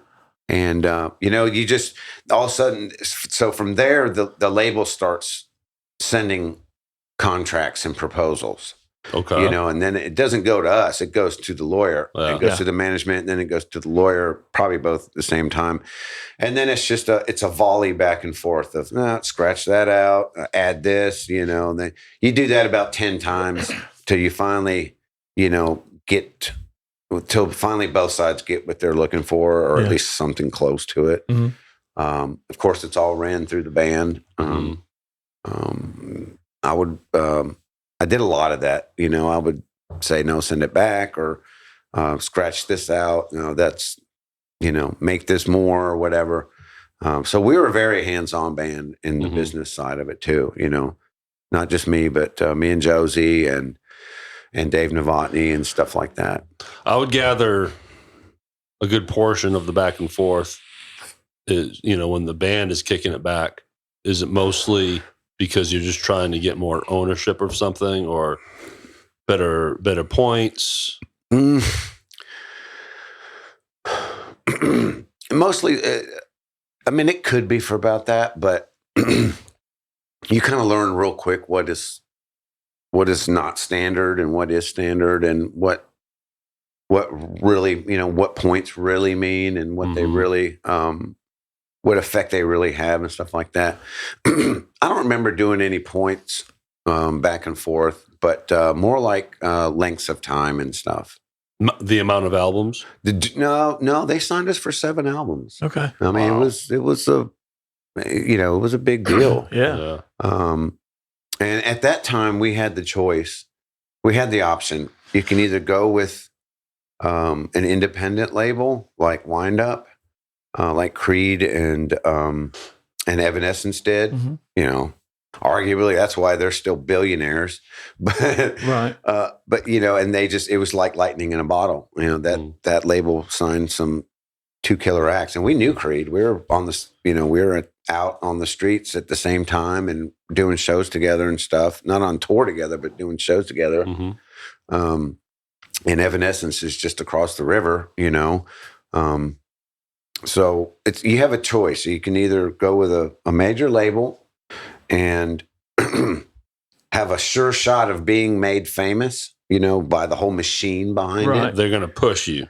Yeah. As best they can. Oh, if they're going to invest $2 million on that first record just for posters and promotion, then they're going to make you fucking famous. They want return. They want a return on their investment. Yeah, look, the rap game funded their empire anyway. Gotcha. So we were like one of the one and only rock bands on that rap label. It's a Def Jam. Right. But, that's Russell Simmons and fucking Leo Cohen and Rick Rubin, So going back to, the top dog is going to push, what's the other side look like? The other side is, the big dog's going to push, but you're going to get 17 cents, per album sale. Gotcha. Split 5 ways. Now, is that after the debt is paid? No, after the debt is paid. They have to be fully recouped before you get any points. They're getting recouped, but we still get 17 cents for that, for each record. But they recoup in other ways, but they are going to recoup first, sure. Sure. But we still did get that. Cool. Or you can go an independent route and you may never become known. And you'll make $6 or $7 per record. Right. So it's like, one in the hand, 2 in the bush. So when you talk to Creed being billionaires, it's because they took that chance. They took that chance. They had Wind Up, which was a superb platform at that time, and they had great songs. I mean, that first record was massive. Well, that's everything at the end of the day. They're actually pulling out a reunion, if you can believe that. I can believe it. I wish they would. They're great guys, man. Yeah. They really are. They're really nice, humble guys. I know Scott got a little sideways there, but who doesn't? Hell, I've been sideways many times. Tremonti and the other two started what band? What's the name of the band they started? Oh gosh. Alter Bridge? Yes, thank you. Alter Bridge. Yeah, with Miles Kennedy. Yeah. So those 3 guys have been doing it forever. Yeah. Nonstop. Dude, Tremonti is one of the coolest, nicest dudes I've ever met, in that business. I love hearing that. Yeah, he's salt of the earth dude, man. He's straight up. That's awesome. He's transparent too. Like what you see is what you get. That's him. He's not putting on any airs. And he's a phenomenal, his discipline in playing constantly is just, he was always playing, like when we did tours and shit together, he was always there in the little practice setup, during the day. Yeah. Sort of like John 5 now. Yeah. John Five's that guy. Yeah. He's constantly playing. Yeah. So you guys go with the big dogs. So yeah, we went, we weren't offered, just to clear, we weren't offered from an independent, I'm just giving you the two different worlds to I love choose it. from. I find this fascinating. Dude, I love talking about the music business aspect of everything, because most people don't know. They think, once you get a record deal, that pays for everything. No, dude, there's the band is the last person to get paid. Yeah. Okay. Because you have whatever the label is getting recouped back, all right, for starters. Then you have to have a money manager, all right, somebody who deposits those checks and sets you up insurance and 401k or whatever. Make sure your taxes are paid on time. Rick Dunlation, thank you. You have him, and that's in 2000s, that was 5% right there. The manager, your business, all-around manager, they get 20% of everything. Wow. Everything. They're getting 20% of the 17 cents? That's a good question. They may have already gotten theirs out of that. Right. I see. So that's why it goes down to 17, because it's just like all the different hands you're feeding, mouths you're feeding. Yeah, I'm sure they worked out something on that. I don't know. It's been a long time. Right. But I see where you're going. Well, I'm sure that's why you need a lawyer. Phone book. Now you got lawyer fees and lawyer fees, which Zimmerman, Ullman, and Hayes, they were great. They weren't. I think they're only charging like $250, maybe $300 an hour, and of course, 30 minutes is an hour. Or 31 minutes is an hour. They charge one email. Quarterly. On the hour. So 8 minutes is 15 minutes. That's $100 or whatever. And so forth. And plus they were litigators. They're a good law firm. So you've got them, and they charge whatever they worked. And then you've got 10% to the people who book the tours. Your what's it called? Can't believe it. Tour management? Booking agent? Booking agent, thank you. Okay. See, it happens every now and then. Good one. That is for you, sir. Oh, that's right. Usually it's for me. Yeah. So your booking agent, they get 10%. Okay. Right? Of the shows they book. Okay. But a manager gets, at the time, it was like 10 or 15%. I think it was 15% of everything. Everything you make. Any dollar that comes in, they get album sales, touring, everything. merch. If it's money that comes in, they get it. Yeah. Okay. Yeah. Which I understand, because they're overseeing everything. Right. I mean, that's the game, man. You know. Now, did you deal with one booking agent, or is it multiple agents for different regions of shows, or how did that work? Well, you usually have one booking agent, okay. And ours at that time was Pinnacle. Okay. And great company, great guys. They were really, really hands on. And then so you got 5%, you've got 15 or 20% for management, and then you have you pay the tour managers and stuff like that. That's controlled through the management. But then you have publishing too. You have to, you may get a record deal and a publishing deal is two separate things. Thank you for bringing that up. Okay. I want the distinction for that. Yes. So a record deal is a company signing the band overall as their racehorse for the next X amount of years. Right. Okay.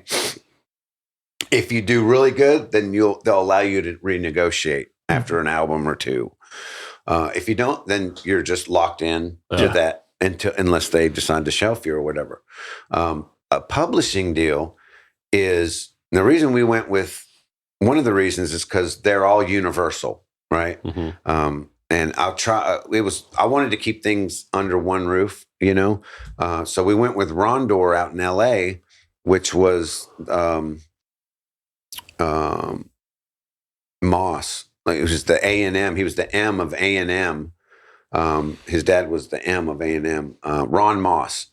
was the son of the guy who formed one of the guys who formed A&M Records Entertainment. So he worked for Rondor, which was under Universal. So we've got that connection. We've got Def Jam, which is Universal. So we got that connection. So, that just brings up a lot of extra work in the future. Hey, we need you to this Nissan wants you to do a commercial. Okay, well, talk to my guys. It's all under in-house, whatever.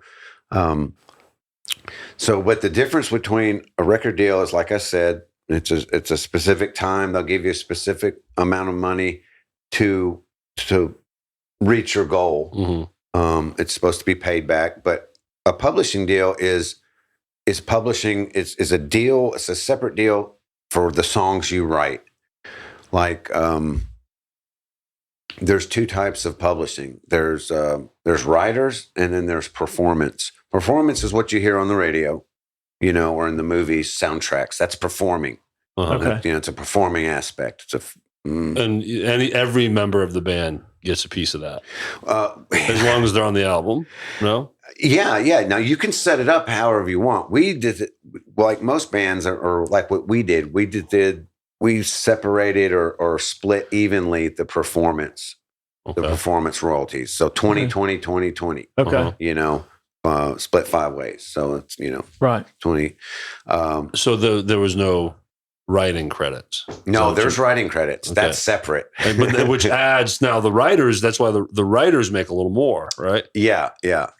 So we've all got our 20% for the performing active radio and all that shit. And then there's the other half of the pie, which is writers. And you just figure out, you could split that 20, 20, 20 too. Yeah. You could do that. Or you could list who wrote what and at what percentage. And, that's what we did. Oh shoot, what's his name? Singer from Smashing Pumpkins, Billy Corgan. Yeah. He was on Joe Rogan last year or so, and there's a great clip out there where he's talking about the music industry, and when they exploded in a big way, and the label actually sat him down. It was like, look, you might want to renegotiate this for your band members. He's like, why? He's like, well, you're getting all the writing credits. Yeah, it will destroy a band. That's what they went. The label, because they're concerned, they don't want their hot commodity to fizzle out, right? Sure. And they had to explain to him, he's like, you're fixing to make way more money than these other guys. Yeah. And it's going to be a problem. Yeah. And he was like, fuck them. Yeah, really? And is that what he said? That's what he said. And then now he looks back and he's like, yes, I regret that. Sure. I was a kid and I was an idiot, but at that time I was arrogant and I just wanted my shit, my songs, my babies. I understand both sides of that coin. How much more money would he have made had he given up some of that and had longevity? Right. Exactly. Yeah. I mean, it would have washed out maybe. Right. Who knows? Well, they should have already been getting their performance 20 or however many bands. He didn't go into super detail like you are, but he brought that up. So he's talking writers. I'm guessing it was publishing or the writing credits, not the performance. You want to know where the scam begins? Yes. And it's not even really, it's kind of a scam. The whole industry is kind of a scam, really. Sure. If you notice, they're always pushing new music. That's just new music, new band, new this, new that. They want new bands. Because that means there's not paying them as much. Well, they may pay them. The money is not the issue. The experience is. Which would you rather, if it was a scam type situation, would you want somebody who's fresh off the street, right? Young people who have never really held a job and don't know shit about finances, or people who've been through all this shit, or people who've been through it and are asking the right questions? Yeah, the first one is a mark. Yep. Yeah, exactly. Absolutely. Thank you. So that's what they look for. Yeah. Sure. And that's why, 3 to 5 years you can renegotiate, and if you make it that far, you can renegotiate and you can make your shit. So it's stacked against you. You're always paying everything back. Just like the publishing and the record deal, they're separate. The record deal is like, I don't know. It's not like they never put an amount of money on the record deal. They'll say, hey, we'll give you $500,000 advance, you know, and that's money to the band members. You can split that up or whatever, or something like that, for example. But then everything else is on the label. They're going to be footing the bill. Everything's marked up. You know, you heard of how the government buys screwdrivers at $100 a piece. Right. You know, they're doing the same thing. Yeah. Because it's all billable. It's all billable shit later on down the road. Yeah, it's like spending $20 for a Q-tip at the hospital. Exactly. Yeah, it's all marked up. Yeah. You know, and unless you have them audited, you know, you're not going to really know what's going on. And if you have them audited, that's just going to piss them the shit off, you know. Which, you know, fuck them. Who cares? You know. But the publishing deal, like, then you'll get a publishing deal, and that is crucial. You can't have a recording contract without a publishing deal, you know. So they'll come in and they'll say, hey, we love your shit. You know, we work out a deal between your guys and their guys, and say they give you a $500,000 publishing deal, right? Now that you have to pay that back. You'll get the money, but you'll have to pay that back. Right. And you won't see any publishing money until that $500,000 is cleared. So that's where the label gets their payback. The label doesn't get payback from that. These are separate. The label gets their payback from record sales. Okay, then who's getting the payback for the publishing? The publishing company. Oh, because are they... okay. Now, I did say they're all Universal in-house, right, but they're just subsidiaries of their sister label companies of Universal. Yeah, but it is under one roof at the end of the day. It's like a pyramid, you know. Universal is at the very tippy top. Man, this is such a great conversation, because I guarantee you that 90% of the people listening to this have zero clue that this much shit is going on. Well, they think you guys just hit the stage, play your songs, and go home. But even us, I've been playing 30 years. I've never experienced anything like what it's to be getting signed. Yeah. So this is fascinating. Oh, yeah. I wish we could do a 4-hour episode just talking about this stuff. And you could. Yeah. You could sit here and talk all day about this, because there's so much to delve into. So let's transition to, at the very least now, what's that first touring experience like out of being a freshly signed band on a major label? What's that like? Oh man, that's the shit right there. Man. That's fun. Yeah, it's bittersweet. It's bittersweet, right? Because you're just fired up and ready to change the world. You know, you're just like, you're like, fuck it, we did it. Yeah, let's do it. Fucking hey, we're here. Oh, Josie, Chris, blah blah blah. And we're all like hugging, and everything's like, you know, like a brand new vagina, you know.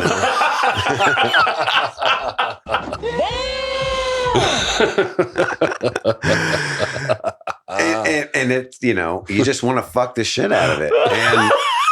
And sorry. So it's bittersweet. That's the sweet part. Yeah. The bitter part is that you're a baby band. Yeah. So meaning you're eating shit sandwiches and playing. No, you're not eating shit anymore, but you're not riding in the newest, latest and greatest bus either. Right. You know, the first band out of the tour, like if there's 3 bands on the bill, you're at first, that type of stuff too. Yeah, possibly. I mean, that goes away real quick. You know, that determines on how hard you put into it and how much ass you kick. No, this is where you have your control, right? Yeah. Yeah. You've given up a ton of control in different ways. And, you know, like we just split up money and all that stuff. But at the end of the day, your asses are up on that stage. Now this is where you have the control to make it or break it. Yeah, exactly. Yeah. Exactly. But yeah, you're right. Yeah. You're the baby man. You're the new boy on the scene. You're at a horse show. You know, it's basically like a horse and pony show. Mm-hmm. You know, you see stallions walk around, people who have been there for forever and are just like killing it, you know, and they just can't touch them at all, you know. And then you see, you know, babies, walking around going, "Hey man, all bright-eyed, how you doing?" Yeah. Everybody's sniffing each other's butts, like a bunch of dogs. Like a bunch of marks again. Yeah. Now you're a mark. Yeah. So it was. Go ahead, Jeff. Were you guys, when you first hit the road, were you a support act for someone else, or were you guys getting top billing immediately? Oh no, you start off the support act. Okay. Yeah. Who were some of the artists that you were supporting? Oh, Godsmack. Okay. Wow. Yeah. So Nickelback. Cool. 3 Doors Down. I mean, that's massive. Those Stained. those are huge names. Yeah, You that's guys. Mm-hmm. But it must have been exciting, though. There's more. There's a lot more. I can't think of everything off my. Are you top of my cramping head. up over I it? am. Yeah, I just got a cramp behind my thigh. Having too much fun in here. So yeah, it doesn't last long. You're not in the baby band status for long. You may go from like instead of going to like a Prevo XL3, you'll start off in like a silver or golden eagle or a silver eagle. Tour bus. Those tour buses that used to see Motley Crue in the 80s. Yeah. They've been around for a while. Great buses. Arguably some of the smoothest riding buses in the industry, but they're also old and dusty. So whenever we were on there, dude, my sinuses would go fucking 8. I mean, I'm like, you sleep it, you can't breathe. And like, what the fuck is this, man? No more of those, dude. I can't breathe. The guys are all coughing and shit. It's full of dust, man. Plus, you all need to sing. Yeah. But man, because we are limited on some time. Yep. Because we could talk in so many different directions forever. We want you back here immediately. But I know the audience is going to want to hear this too, and I want to give you a moment to talk about Wayne. Okay. If we want to go there. Yeah, man.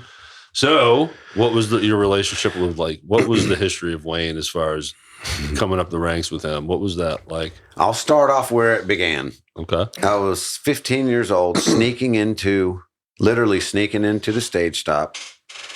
Lived in Millington, so I would somehow get a ride to Bartlett, sneak in the club because I was underage and had a little 35 millimeter camera. Didn't he ever kick your ass out? Not then. Only when I was allowed to be there. Yeah. Oh yeah. Oh yes. I've been grabbed by the ear and walked to the door many a time by Nita. So yeah, I was a little kid, and I was looking to get pictures of the best guitar player that I could, drive to see at that time or bum a ride or whatever. And best guitar player in town, was always Wayne Swinny. Yeah. And this was in, I don't know if it was TNA or 714. I think it was 714 back in the day because it was Todd Poole on vocals and it was Wayne Swinny on guitar. And I would just sneak into these places and just to take pictures of them. I didn't know them. Right. I just knew what I was looking at. Yeah. What was it like riding with him? Easy as fuck. Yeah. Yeah. Was it a good balance of you present a riff, man. he presents a riff, and then Perfect. just back and forth? Perfect. And then you help the other ones riff out? Yeah. I was kind of known as the riff guy, I always tried to key in on bounce, that whole, because I am steeped in hip hop and rap, a lot, particularly Memphis rap and all that dirty South sound. So what was Wayne's there was a bounce to it? What was kind of Wayne's role then? How did he complement what you brought? He complimented everything, man. He made what I did, anything that I would create, he made it sellable in a way to where it was bona fide. You know what I mean?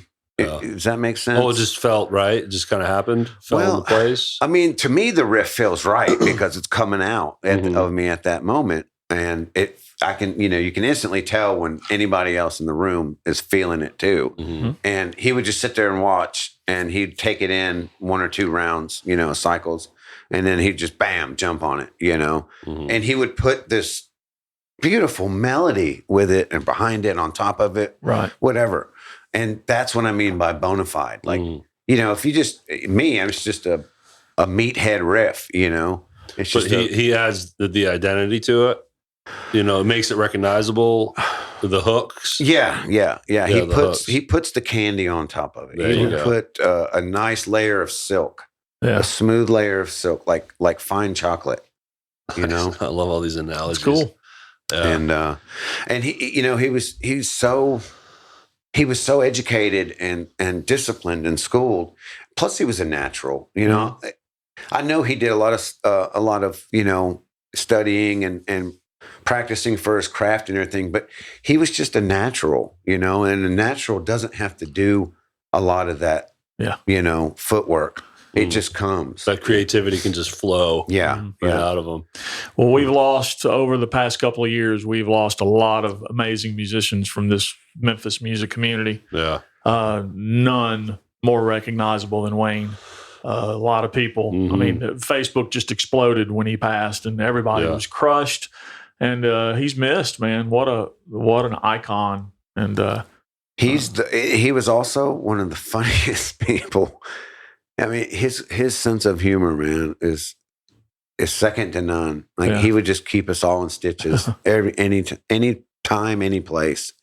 And he was laid back, man. He was super laid back, and he just held down the fort, man, all the time. Because he was in Saliva from beginning to end, right? Yeah. Because he was the only one to be there for the whole period, correct? Yeah.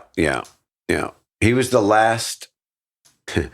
There's a band out there touring right now under the name Saliva. right. Mm-hmm. And he hooked up with them. And then, in our band agreement, the last remaining original member, as long as they're alive, has control of the name Saliva. Although Josie came up with the name. Right. We were in Iowa somewhere.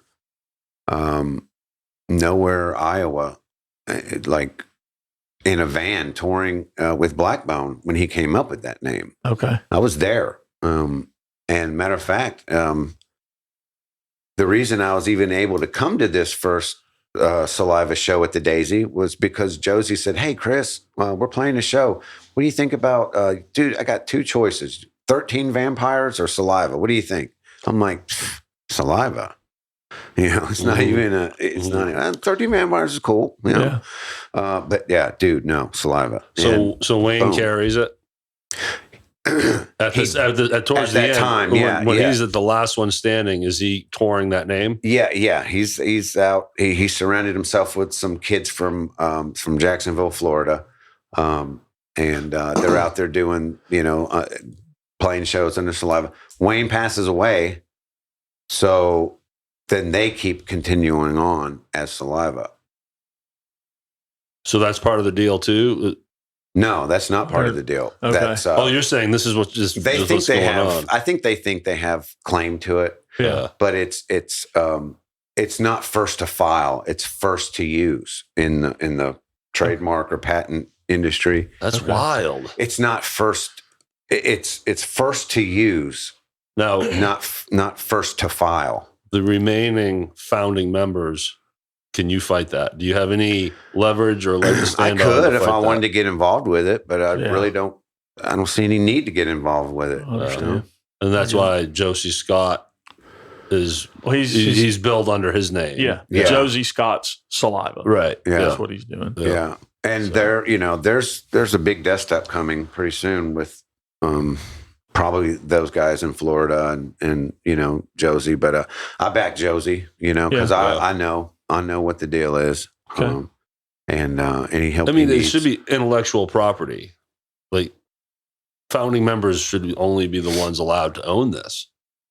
Yeah. That's just shitty that they're out there touring under That's the what name. I'm saying. The legalities of contract law with that sort of thing is first to use, first to own, first to use, not first to file. Yeah. So they're saying, oh, well, I guess it ran out, and Josie filed it, recently, and he asked for my help, and I gave it to him and gave him my blessing and said, I'll do whatever, I need to do, because, there's things that are right and there's things that are not right, Mm-hmm. But I understand at the same time, there are people in the world who will fuck you in the ass every chance they get, and if they can get it for free, if they can steal it, they'll steal it all day, every day. Yeah. So part of it's not my battle, but I will help. If I'm asked to help, I will help. Absolutely. Sure.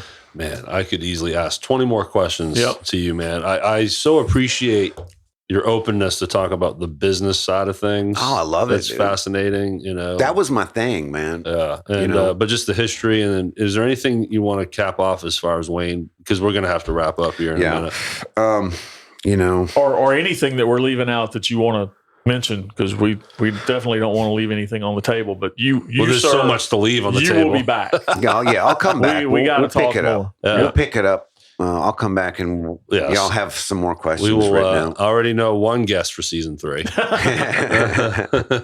I'll see if I can get Josie out here too. Oh, we would love that. That's on record. Absolutely. That is on record. All right. So any finishing thoughts on Wayne? There's really not much I can say other than, I love him. I miss him. The times that we shared together, you have 5 people that spend 11 years, arguably more, but 11 for sure in a tin can, in a tube, going down the highway around the world. There's not a lot that you don't know about the person that, as far as personality wise, and it's just, I don't know. Deep character. You just really know the soul of the person. Yeah. I mean, you go through so much together. Yeah. It's literally the closest thing to being blood family. Yeah. But he believed in God and he knew the Bible. So I sleep good at night. I don't go to a lot of funerals. Right. Because, they're for the dead. I like to keep memory of our times together and alive and fresh. Like if I do go to a funeral, I definitely don't look at the body. Sure. The open casket things.